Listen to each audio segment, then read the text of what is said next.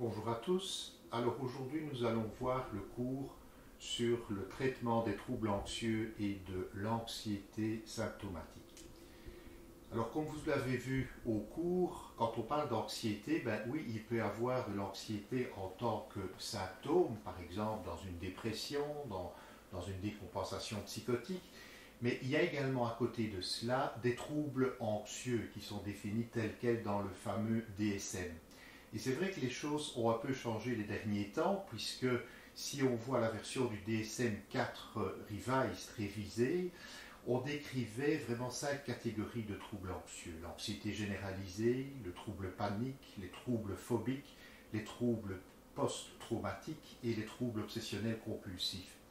Et avec le DSM-5, les deux derniers, c'est-à-dire les troubles post-traumatiques et troubles obsessionnels compulsifs, constituent des catégories séparées, chacune une catégorie séparée par rapport aux troubles anxieux. Donc ça c'est un peu une nouveauté du DSM-5 par rapport aux versions précédentes. Nous allons essayer de voir qu'est-ce que nous avons dans la pharmacopée pour essayer de contenir, d'essayer de traiter ces différents troubles anxieux. Alors effectivement, donc comme je le disais, on peut avoir de l'anxiété dans le cadre d'un trouble anxieux qui est caractérisé, qui est spécifique, comme ce que je viens de décrire là maintenant, mais on peut aussi avoir de l'anxiété comme symptôme dans la dépression, dans des sevrages, dans le sevrage alcool, dans le sevrage de substances, dans les psychoses, dans les névroses, dans des troubles de personnalité, finalement pratiquement dans toute pathologie psychiatrique. Et puis, il y a aussi l'anxiété que l'on peut ressentir suite à des événements de vie ou à des affections somatiques. Par exemple, on sait que dans l'hyperthyroïdie, eh bien, il y a une composante anxieuse qui peut tout à fait être présente. Alors, qu'est-ce que nous avons comme psychotropes qui sont anxiolytiques, donc qui ont des vertus anxiolytiques? Il y a plusieurs classes de molécules que nous allons parcourir. Il y a toute une série d'agents qui sont actifs sur le complexe GABA. Alors vous le savez, le système GABA est le principal système inhibiteur du système nerveux central par opposition au système du glutamate qui est un système plutôt excitateur. Et il y a toute une série d'agents qui vont agir sur ce complexe GABA. L'alcool, c'est le premier. Et donc je dirais que c'est le premier anxiolytique que souvent les patients trouvent à utiliser lorsqu'ils sont anxieux, d'une manière tout à fait personnelle. Le cadre qui est un peu anxieux devant faire une conférence ou une présentation en public va éventuellement prendre une petite goutte de whisky avant pour se mettre en confiance et pour être moins inhibé et pour avoir moins peur, et ainsi de suite. Quand on rentre le soir, on a tendance peut-être à prendre un verre pour se relaxer, pour diminuer la pression. Donc c'est vraiment le premier agent, je dirais, qui n'est pas un médicament, mais qui est utilisé dans le grand public à vertu anxiolytique, avec évidemment tous les problèmes que l'on connaît, puisque on sait que si l'alcool, par exemple, peut faciliter le sommeil, mais la qualité du sommeil lorsqu'on est sous alcool n'est pas bonne, par exemple. Et puis il y a le problème de la dépendance à l'alcool que vous connaissez. Historiquement, il y avait aussi les barbituriques qu'on utilisait, que maintenant on utilise beaucoup moins comme agents anxiolytiques. Pourquoi? Parce qu'ils sont beaucoup plus dangereux. D'ailleurs, quand on faisait des tentatives de suicide avec des barbituriques, souvent on n'y échappait pas. Et puis sont apparus les benzodiazépines qui sont maintenant largement utilisés, on y viendra, comme agents anxiolytiques qui ont de la dépendance, pour lesquels on peut faire un sevrage, comme on peut faire un sevrage avec l'alcool, mais qui sont moins dangereuses dans leur utilisation quand on les prend en quantité massive, par exemple, que les barbituriques. Et puis, il y a toute une série d'antidépresseurs qui ont des vertus anxiolytiques aussi. Rappelez-vous le chapitre sur les antidépresseurs, on disait d'ailleurs que dans la cinétique d'amélioration de la dépression sous antidépresseurs, un des premiers symptômes à s'améliorer avant la thymie, avant l'humeur, c'était bien l'anxiété. Il y en a qui sont actifs sur la sérotonine, ce sont surtout les séries, et il y en a d'autres qui sont sédatifs que l'on avait déjà cités, que l'on va réévoquer là aujourd'hui, qui peuvent être utilisés à vertu anxiolytique. À côté de ça, on retrouve le chapitre des neuroleptiques, surtout ceux qui sont sédatifs, les typiques et les atypiques. Donc, Pourquoi sédatif? Parce qu'ici, il n'y a pas besoin des neuroleptiques incisifs. On n'a pas besoin d'agir sur du délire, sur des hallucinations, sur des symptômes positifs, comme on l'avait dans la schizophrénie. Ici, ce que l'on veut, c'est utiliser ces médications à vertu anxiolytique ou hypnotique. Et donc, on va voir qu'il y a une série de neuroleptiques sédatifs qui peuvent être utilisés à cet effet.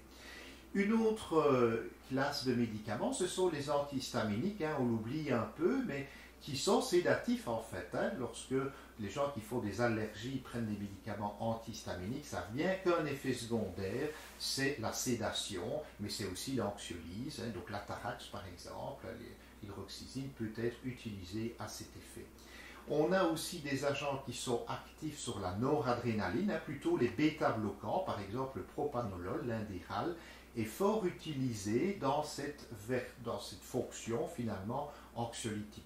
C'est très connu par exemple du domaine du monde du spectacle, je pense notamment aux musiciens qui peuvent, lorsqu'ils sont anxieux, lorsqu'ils sont stressés, peuvent trembler. Eh bien, les bêta-bloquants par exemple peuvent aider à ne pas trembler en public, et pour un musicien, ça peut faire vraiment la différence de ne pas trembler, parce que sinon il perd ses moyens, et puis alors à ce moment-là son examen ou sa prestation en concert est nettement moins bonne. Donc c'est par exemple des molécules qui sont assez fort utilisées dans les conservatoires. Et puis il y a à côté de ça encore une autre classe, ce sont finalement certains antiépileptiques assez sédatifs, comme la gabapentine, la prégabaline, le Lyrica d'ailleurs, a l'indication, elle, dans l'anxiété généralisée, à des doses qui vont de 150 à 600 mg par jour, peut vraiment avoir une fonction d'anxiolyse. Ce sont des médicaments qui sont utilisés. Donc on voit qu'il y a toute une série de classes de molécules qui peuvent agir vraiment sur l'anxiété. Alors on va s'attarder peut-être un peu plus sur les benzos ou les types benzodiazépines, parce que ce sont largement les plus prescrites, peut-être trop prescrites à l'heure actuelle. Ce sont donc des molécules qui sont actives sur le complexe GABA, comme je le disais tout à l'heure, qui est le principal système inhibiteur de notre système nerveux central. Et donc, en cas d'arrêt brutal ou d'un sevrage aux benzodiazépines, on peut faire un delirium tremens, comme on peut faire un delirium tremens lorsqu'on arrête de l'alcool, mais on ne va jamais faire un delirium tremens lorsqu'on arrête de consommer du cannabis, par exemple, ou qu'on arrête de consommer de la cocaïne, par exemple. On ne va jamais faire de delirium tremens. On ne va pas faire de crise d'épilepsie, alors qu'en arrêtant des benzos trop rapidement ou l'alcool trop rapidement, on peut faire des crises d'épilepsie. Donc ça, c'est vraiment quelque chose d'important, parce que le delirium tremens, par exemple, vous le rencontrerez beaucoup dans les services de chirurgie, où on vous appellera en catastrophe lorsque vous serez stagiaire. On dira « Ah, monsieur Attel a été opéré de sa prothèse de hanche, et puis il commence à voir des araignées au plafond, il commence à voir des éléphants roses qui se promènent dans sa chambre. » L'hypothèse numéro 1, c'est peut-être un delirium tremens. S'il chauffe en plus, qu'il est agité, qu'il est tremblant, qu'il a le visage tout rouge, qu'il fait de la température, de l'hyperpyrexie, l'hypothèse numéro 1, c'est le delirium tremens. Pourquoi ça? Parce que c'est vrai que l'anesthésiste lui a bien demandé à la consultation préopératoire, est-ce que vous buvez de l'alcool? Oh oui, docteur, je bois 2-3 bières, mais les 2-3 bières, en fait, c'était plus que 2-3 bières, c'était un casier de bière tous les jours, et donc forcément lorsqu'il n'a plus son alcool, eh bien le patient fait un delirium tremens. C'est une urgence médicale. Je vous rappelle que ce n'est pas une urgence psychiatrique, c'est une urgence médicale. Ça peut se traiter aux soins intensifs. Il y a un danger vital. On peut mourir d'un delirium tremens lorsqu'il n'est pas diagnostiqué. On peut en faire aussi avec un sevrage aux benzodiazépines. Et il faut vous dire que souvent dans les sevrages aux benzodiazépines, une erreur qui est commise, c'est qu'on va trop vite dans le sevrage. Je peux encore prendre l'exemple d'un patient qui était sorti d'une hospitalisation pour sevrage aux benzodiazépines d'une institution bruxelloise bien connue et pourtant bien compétente. Et puis qu'est-ce qui se passe? Le patient, à sa sortie, 8-10 jours après, fait une crise d'épilepsie parce qu'il a été sevré beaucoup trop rapidement. Donc si quelqu'un prend des doses massives de benzodiazépines depuis des années, il est illusoire de vouloir régler le problème en 15 jours. Donc ça, c'est beaucoup trop rapide et c'est mettre le patient en danger. D'ailleurs, souvent, ça ne fonctionne pas. Donc attention à ces diagnostics-là.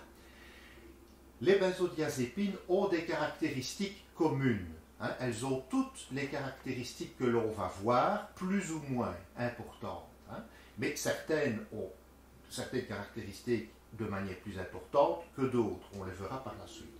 Elles sont anxiolytiques et c'est ce qu'on va chercher, évidemment, pour le traitement de l'anxiété. Bien que, pour la plupart des troubles anxieux, vous le savez maintenant, puisqu'on l'a vu dans le chapitre sur les antidépresseurs, il vaut mieux finalement introduire un traitement de fond antidépresseur plutôt que anxiolytique, qui n'est jamais que masquer l'anxiété.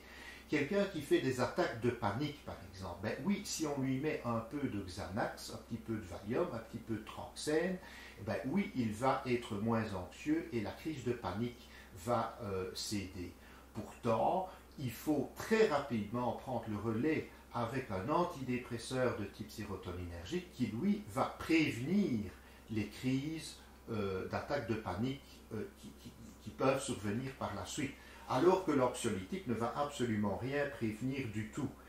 Et le patient alors risque de se promener avec son anxiolytique dans sa poche ou dans son sac à main si c'est une dame, et puis il dit « Oh là maintenant je commence à avoir un peu chaud ici, je me sens mal », et puis on prend un anxiolytique, et puis on va le prendre de manière préalable parce qu'on dit « Oh oui, ici je pourrais, je vais aller là, je pourrais peut-être me sentir mal », et puis on le prend alors de manière anticipative, et c'est comme ça qu'on rentre dans un cycle infernal de dépendance d'abord psychologique, vous le voyez, c'est d'abord au niveau idéatoire que ça se passe, et puis alors ça le devient au niveau pharmacologique parce qu'à un moment donné vous êtes piégé et vous ne savez plus diminuer et ça devient de moins en moins efficace et vous devez augmenter les doses. Ça c'est vraiment le problème avec les benzodiazépines. Donc elles sont toutes plus ou moins anxiolytiques, plus ou moins sédatives, c'est le prix à payer. Ben oui, quand on anxiolyse, on devient plus fatigué. Hypnotique, d'ailleurs il y en a qui vont être plus hypnotiques qu'anxiolytiques,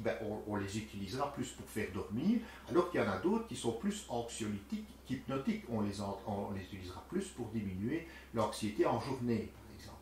Elles sont anticonvulsivantes, je vous rappelle que par exemple un patient qui fait une crise d'épilepsie grand mal, qu'est-ce qu'on va faire? Le premier geste à faire, après l'avoir mis en position de sécurité, éviter qu'il morde sa langue, on ne va pas lui donner un médicament péros parce qu'il ne sait pas avaler à ce moment-là, on va lui mettre, si on a sous la main, un suppositoire de Valium, qui est une benzodiazépine, on le met en suppositoire, effet extrêmement rapide, qui a des fonctions anticonvulsivantes. Et ils sont aussi myorelaxants. Si vous allez dans un service d'urgence parce que vous avez pris froid ou vous avez un torticolis par exemple qui vous fait très très mal, il y a beaucoup de chances que vous allez ressortir avec une prescription peut-être d'anti-inflammatoire, mais aussi de Valium, de diazépam. Pourquoi ça? Parce que le Valium est la benzodiazépine qui est la plus myorelaxante et donc on va l'utiliser par exemple dans d'autres indications que l'anxiété, par exemple lorsqu'il y a un torticolis. Elles sont susceptibles de donner de l'abus, de la dépendance, tant psychologique que physique, du sevrage, lorsqu'on arrête trop vite, et des troubles cognitifs, des troubles de mémoire et de concentration. Alors, c'est vrai qu'avant, on était assez rassurant, on disait oui, les problèmes de mémoire, c'est pendant qu'on prend la benzodiazépine, quand on est sous l'effet de la benzodiazépine. Néanmoins, les dernières années, il y a plusieurs études françaises qui auraient montré quand même que la prise sur le long terme de haute dose de benzodiazépine pourrait quand même interférer avec les fonctions mnésiques, notamment de concentration, des troubles cognitifs. Maintenant, c'est toujours compliqué parce que c'était fait chez des patients, notamment dépressifs, qui avaient pris des hautes doses de benzodiazépine. Et donc, est-ce que c'est de fait de la maladie qui est plus sévère chez eux, qu'ils avaient pris plus de benzo et donc ils ont plus de troubles cognitifs? Ou est-ce que c'est vraiment un effet de la prise de benzodiazépine sur le long cours? On peut toujours en discuter, mais voilà, il faut en tout cas être peut-être plus prudent qu'on était dans le passé par rapport à ces benzodiazépines. La dépendance, sur le plan pharmacologique, je vous rappelle qu'elle se manifeste par deux caractéristiques. La première, c'est la tolérance, c'est-à-dire la nécessité d'augmenter la dose pour garder le même effet que l'on a. C'est le fait que, voilà, faites des crises de panique, vous prenez un Xanax 0,5 mg, de l'alprazolam, et vos crises de panique passent. Et puis au fur et à mesure que vous prenez de l'alprazolam, elles ne passent plus avec 0,5 mg. Vous allez devoir prendre 1 mg, 1,5, 2 mg. Ça signe la tolérance, ça signe que vous devenez dépendant pharmacologiquement à la benzodiazépine. Puis vous avez l'effet rebound, à l'arrêt de la médication. Alors pour l'expliquer, je vais prendre un exemple. Par exemple, mamie ne dort que 5-6 heures pendant la nuit. Elle est en maison de repos. Et je vous rappelle que lorsqu'on vieillit, on dort de moins en moins longtemps. Donc dormir 6 ans quand on a 75 ans, c'est peut-être pas tout à fait anormal. Mais le problème, c'est qu'à la maison de repos, on dîne le soir à 8 heures, à 6 heures le soir, et puis à 8 heures, on passe avec les médicaments pour la nuit et tout le monde va dormir. Il n'y a plus rien qui se passe avant le petit matin, 6-7 heures le matin.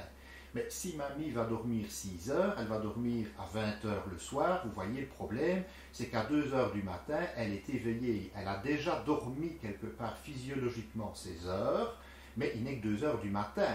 Et c'est très long de rester dans le lit et d'attendre que les femmes d'ouvrage arrivent à 6 heures, qu'on commence à servir le petit déjeuner à 7 heures, 7h30. Et donc, voilà, ce temps-là est difficile. Et donc, qu'est-ce qu'on fait? Alors, on dit, on va donner un médicament à mamie pour qu'elle puisse dormir, qu'elle puisse dormir jusqu'au petit matin. Et alors, on lui met, par exemple, un Loramet 2 mg, c'est du lormétazépam 2 mg, pour qu'elle passe une meilleure nuit. Et effectivement, mamie dort alors jusqu'à 5-6 heures, elle n'est plus réveillée à 2 heures le matin. Et puis, vous êtes son fils, vous allez la chercher à la maison de repos pour aller passer un week-end sympathique à la mer, et quand vous arrivez à la mer, flûte, mamie a oublié sa boîte de Loramet à la maison de repos. Les pharmacies sont fermées, et vous dites, mais ce n'est pas si grave que ça, bon, c'est pas pour 2 nuits, que nenni, ça ne va pas aller du tout. Ici, mamie, sans son Loramet, non seulement elle ne va pas dormir les 5-6 heures qu'elle dormait avant, mais elle ne va pas fermer l'œil de toute la nuit. C'est l'effet rebound à l'arrêt, c'est-à-dire que le problème, il est encore plus important qu'il n'était au début. Donc ça, voilà, ça c'est un problème, un signe de dépendance aux benzodiazépines qui s'est manifesté. Alors, je vous le disais, si elles agissent à peu près toutes, donc sur l'anxiété somatique, l'anxiété psychique, sur la fonction antiépileptique, myorelaxante, hypnotique et sédative, eh bien, ce n'est pas la même chose pour toutes les benzodiazépines. Le professeur Anceau, à Liège, avait sorti ce qu'on appelle les fameuses étoiles du professeur Marc Anceau, où il s'est intéressé à ces différentes fonctions pour les différentes benzodiazépines. Alors vous voyez que par exemple, le Xanax que je citais tout à l'heure pour les attaques de panique, voilà une molécule qui est surtout active sur l'anxiété somatique, l'anxiété psychique, mais qui va par exemple être nettement moins myorelaxante. Si vous avez un torticolis, ce n'est pas la molécule à prendre, et au niveau hypnotique sédatif, ce n'est pas vraiment non plus le meilleur. Donc si vous avez de l'insomnie et que vous essayez de donner une benzo pour traiter l'insomnie, ce n'est pas celle-là que vous allez donner. Le diazépam, je vous disais, regardez, le Valium, il est très myorelaxant. Lui, c'est vraiment le champion de la myorelaxation. Vous en avez d'autres qui sont très antiépileptiques. Le Rivotril, par exemple, le clonazépam est très antiépileptique. Vous en avez d'autres qui sont très hypnotiques. Vous retrouvez des molécules que l'on prescrit souvent pour dormir. Alors, attendez que je les trouve ici. Oui, voilà par exemple le Loramet, le Noctamide, etc. Donc vous voyez que sur la fonction hypnosédative, ça c'est fort utilisé. Le Storodorm est fort utilisé également. Le Stilnoc, qui est une Z-drug, c'est le Zolpidem, j'y viendrai tout à l'heure, est aussi utilisé pour faire dormir. Le fameux Rohypnol, qui est redoutable au niveau de sa dépendance, aussi a été fort utilisé pour faire dormir les gens. Le Mogadon, autre molécule extrêmement qui entraîne une grande dépendance, aussi était très active, vous le voyez, pour faire dormir les gens. Donc vous voyez que toutes les molécules ne s'équivalent pas. Si elles partagent des caractéristiques communes, le poids relatif sur ces différentes caractéristiques est différent d'une molécule à l'autre. Alors on disait, ben oui, ce sont des molécules qui sont actives sur le GABA. Ben, le GABA est formé à partir de glutamate finalement. On arrive à former le GABA qui va être libéré, qui va être d'abord stocké dans des vésicules et puis libéré dans la fente synaptique pour aller finalement se fixer sur des récepteurs. Et c'est un peu comme on avait vu pour les monoamines, la dopamine, la noradrénaline, la sérotonine. Lorsque les molécules sont libérées dans la fente synaptique, il faut qu'il y ait un transporteur, il y a un transporteur au GABA pour aller recapter le trop-plein de GABA qui est libéré et le stocker à nouveau dans les vésicules. Et puis il y a une enzyme qui est une GABA-T qui va aller venir ici finir l'action du GABA en détruisant ce GABA. C'est ce qu'on appelle la GABA transaminase. Et puis, ce GABA qui est libéré dans la fente synaptique va aller se fixer sur des récepteurs postsynaptiques. Et il y a deux types de récepteurs postsynaptiques, les récepteurs dits GABA A et les récepteurs dits GABA B. Le GABA A, en fait, il agit comme un canal au chlore qui laisse passer plus ou moins. Et vous voyez que sur ce récepteur GABA A, il y a notamment des sites de liaison pour les benzodiazépines au sein de la membrane de ce récepteur. C'est là que les benzodiazépines vont se fixer.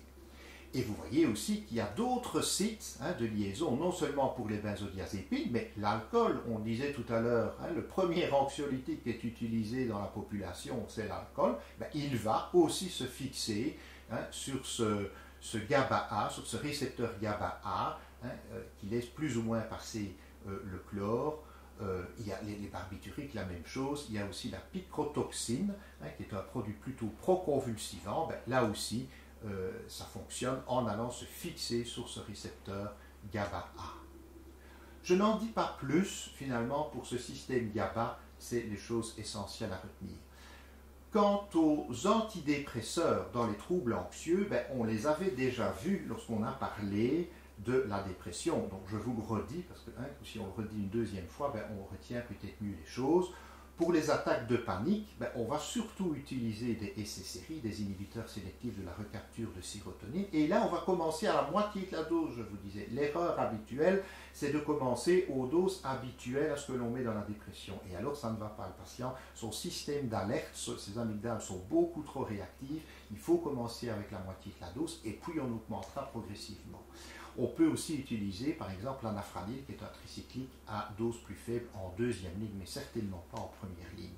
Pour les phobies sociales, on va d'abord aussi faire de la psychothérapie dans les phobies sociales. Et si ça ne va pas qu'on doit médiquer, on avait dit qu'il y avait les IMAO, mais qui étaient fort obsolètes à l'heure actuelle. Et puis, il y a les SSRI, les inhibiteurs de nouveau de recapture de sérotonine.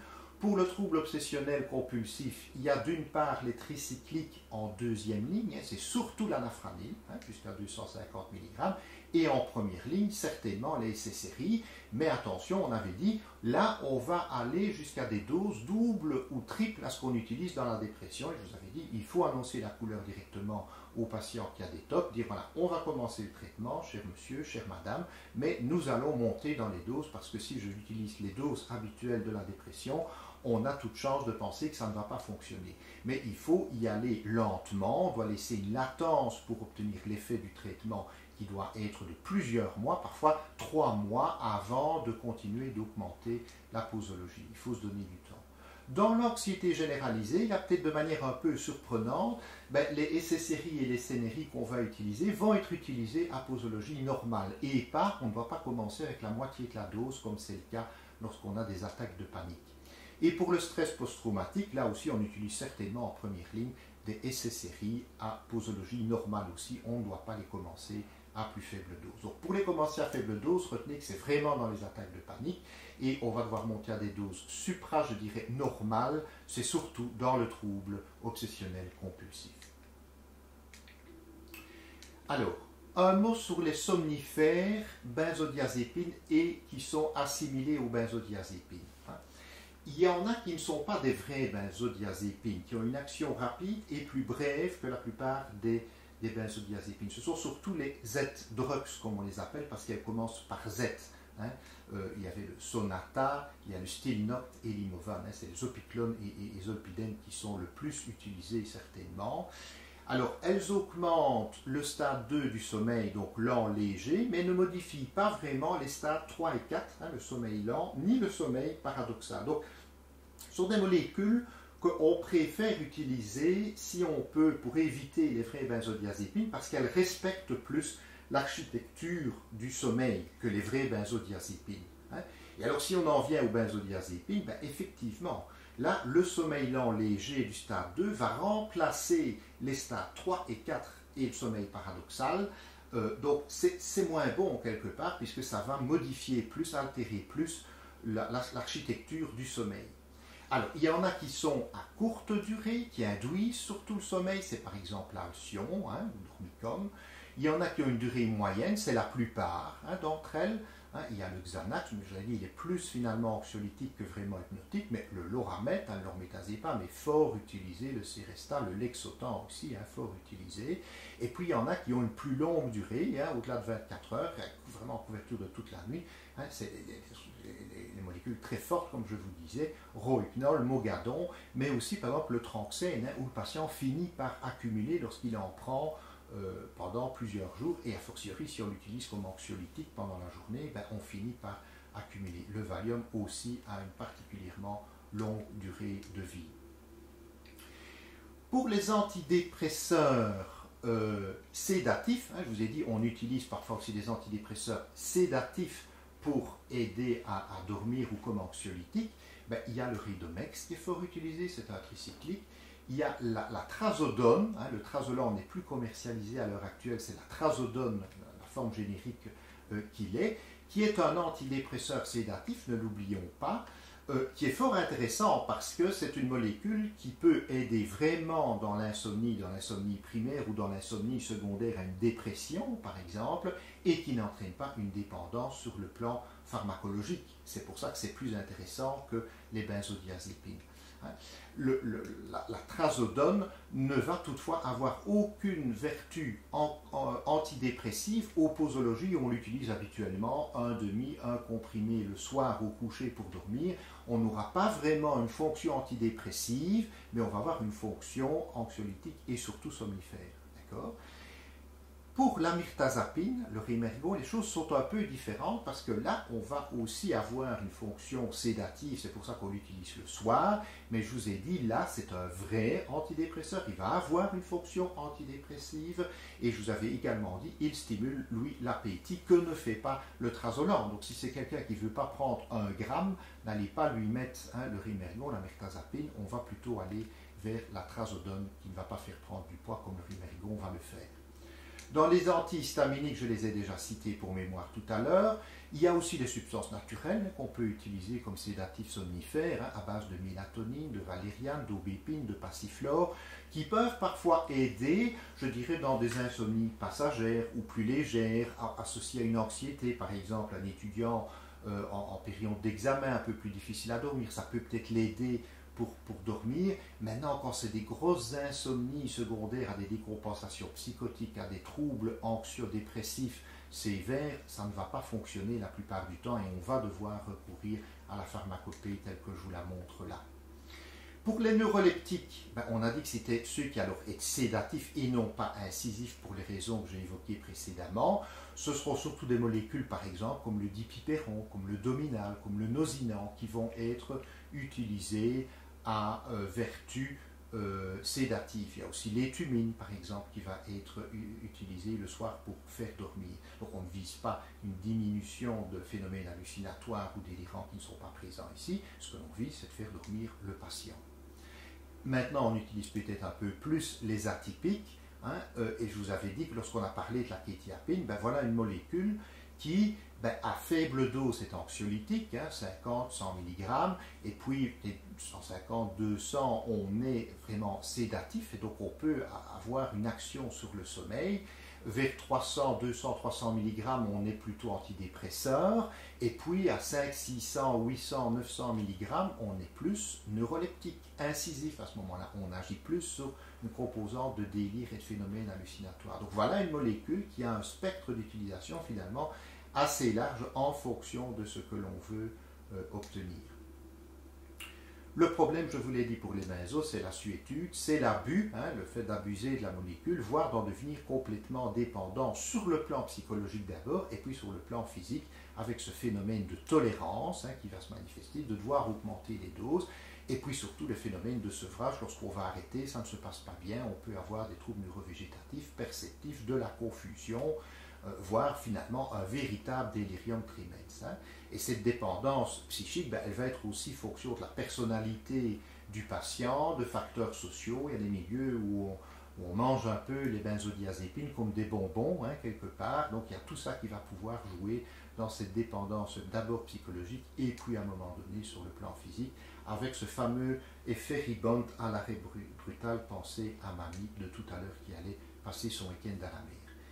Donc, je le redis et j'insiste là-dessus, nécessité d'une diminution très graduelle des doses sur plusieurs semaines, sur plusieurs mois. On ne peut pas faire arrêter un traitement aux benzodiazépines à forte dose chez quelqu'un qui en prend depuis des mois en arrêtant du jour au lendemain.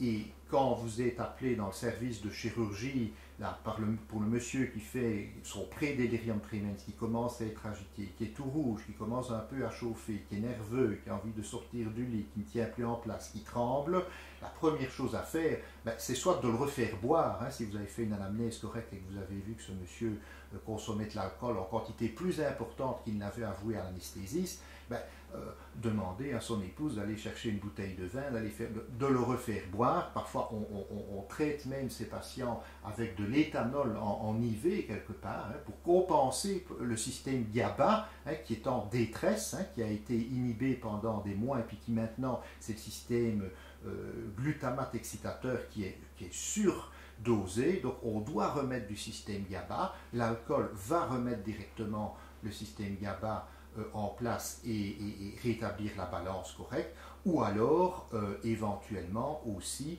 mettre un traitement aux benzodiazépines qui va finalement faire la même chose que l'alcool, qui va de nouveau agir sur le système GABA. Quand c'est un vrai délirium tremens, c'est une urgence médicale, c'est pour les soins intensifs, il ne s'agit pas évidemment de faire boire le patient ou de mettre de petites doses de benzodiazépines, c'est plus grave que ça. Les problèmes avec les benzos, c'est qu'elles interagissent avec l'alcool, donc il y a un effet sédatif majoré, d'où le problème d'accident de voiture, par exemple. Si on consomme de l'alcool et puis qu'on met des benzos dessus, ça va pas faire bon ménage. Et c'est un problème qui peut se poser, par exemple, dans les sevrages ambulatoires de patients alcooliques. Vous leur expliquez que, ok, ils vont arrêter de boire progressivement s'ils veulent arrêter, mais qu'on va remplacer l'alcool par exemple, du Valium, typiquement, plusieurs fois par jour, et qu'on va diminuer progressivement jusqu'à l'arrêt. Le problème, c'est que si le patient boit sur son Valium parce qu'il n'arrive pas à tenir, il y a un effet sédatif qui est majoré. S'il prend le volant, il peut faire un accident de voiture encore de manière plus importante que quand il n'y avait que l'alcool. Vous voyez de suite le problème. Chez la femme enceinte, on peut avoir une hypotonie chez le fœtus, surtout s'il est utilisé au 3e trimestre. Chez les sujets âgés, aussi de la somnolence, de l'hypotonie musculaire, avec le risque de chute chez les personnes âgées, voire de la confusion, confusion mentale et des troubles cognitifs que l'on a déjà évoqués plus tôt, avec possibilité de réaction finalement paradoxale. Alors qu'on les utilise à visée somnifère ou anxiolytique, les benzos peuvent finalement entraîner des phénomènes de désinhibition idiosyncrasique, avec plutôt une accentuation de l'anxiété qui redevient vraiment rebelle, alors que finalement on les utilisait pour diminuer l'anxiété. Donc c'est une réaction paradoxale. Et enfin, pour terminer, ce fameux délirium tremens, qui doit attirer notre attention si on voit qu'il y a un patient qui commence à avoir finalement des éléments psychotiques avec des phénomènes hallucinatoires, par exemple, de voir typiquement des hallucinations animales, par exemple, des zoopsies, ça c'est assez caractéristique, un patient qui vous dit qu'il voit des araignées, qu'il voit des choses, penser finalement à ce phénomène de délirium tremens, de l'insomnie, des cauchemars, il est agité, il tremble, il a de la température, il est complètement anxieux, éventuellement il peut avoir des crises d'épilepsie. Eh bien on a un tableau complet du délirium tremens qui est une urgence médicale pour le rappeler. Voilà, je vous remercie pour votre attention.